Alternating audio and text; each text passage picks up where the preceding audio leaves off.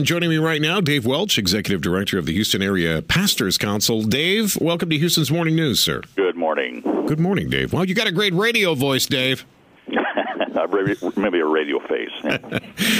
Dave, explain to me why it is important that we understand candidates' faith. We've heard a lot from the Republican GOP candidates, those that would like to be president, talking about their faith, whether it be Rick Perry, Michelle Bachmann, Mitt Romney, others. Is that important, do you think, Dave, to somebody casting a vote? Should we know about their faith and know what that means?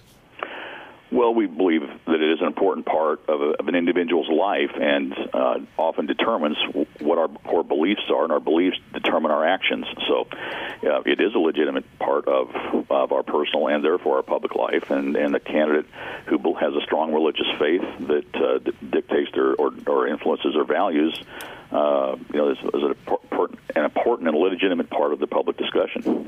Now, Dave, Michael Newdow, who is an atheist, would say this. Take a listen. As a politician, you would hope they'd be sensitive to the idea that our entire nation is founded on the notion that the government doesn't say one religious view is better than another. And, as we continually tout God, we turn those people who don't believe into outsiders, and that's not the right thing to do. So if we're touting God, according to Mr. Newdow, we're turning away people that don't believe in God. Do you feel that way?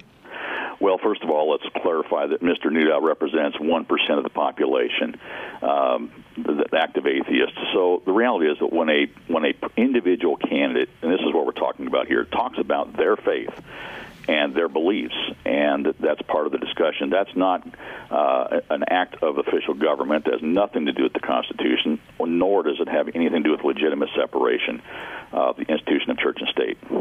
All right. Mr. Newdow would also say this. Politics and religion shouldn't mix. We shouldn't make people feel like they're outsiders, and clearly they're trying to use their faith to get extra votes and show that they're something special. I thought that was interesting. They should not use their faith to get extra votes. So apparently Mr. Newdow believes that the whole idea of faith and what I believe in, it's all just a matter of me kind of dazzling you with BS, Dave.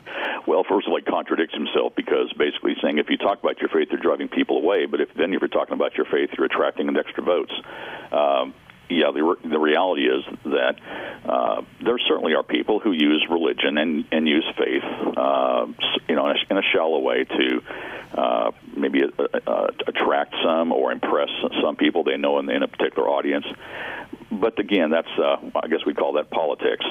In reality, though, that what he's saying is that we must be forced to exclude our religious faith in preference to those who have none, and that's not constitutional or acceptable in this country. Thank you, Dave. All right, hang on for me 1 second. I'm going to get you and Mr. Newdow on, and we'll talk a little bit about what we should do as voters, what we should know about faith, and whether or not a candidate will use it to govern this great country of ours. We'll get to that in just a moment.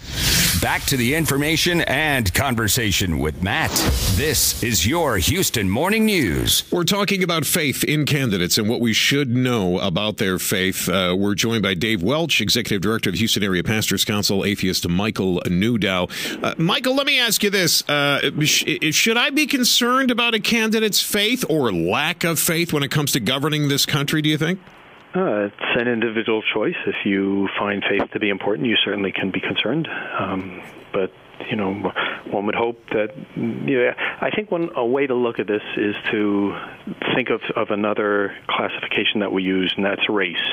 If somebody went out and touted their white race or their black race as being, the reason you should vote for them, I think a lot of us would find that offensive. You're allowed to do it. There's no law against it.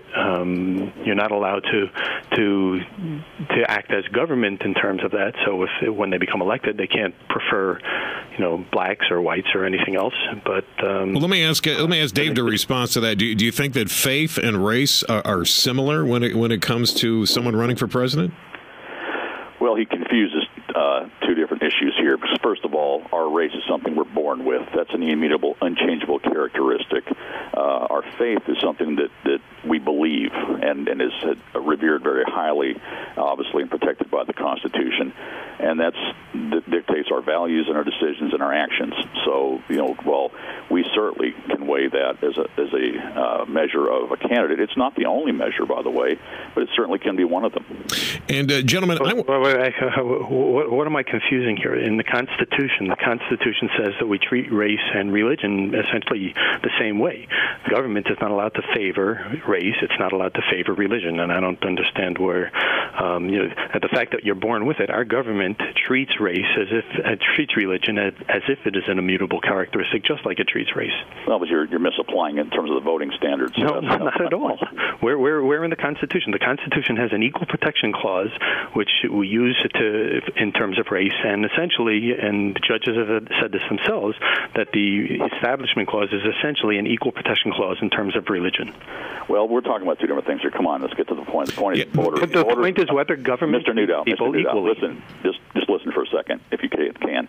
We're talking about voters' decisions here. Do I have the opportunity or the right to look at a candidate and determine whether or not his faith makes a difference in my vote, or whether his race? This is not the action of government, which is what the Constitution governs, not the act of the individual. And gentlemen, this is a fantastic discussion, and I would agree that you are protected, certainly, depending on what religion you practice, and you are certainly protected in your race. But yeah, the question was whether or not faith should have a bearing on how you vote. And as you can see, this is going to be a discussion that is going to take place throughout this entire election cycle. Dave Welch and Michael Newdow, thank you very much for your spirited discussion this morning. That is exactly what we like to hear here on Houston's Morning News. You'll love to hear both sides, and you'll always get that right here, and we appreciate that.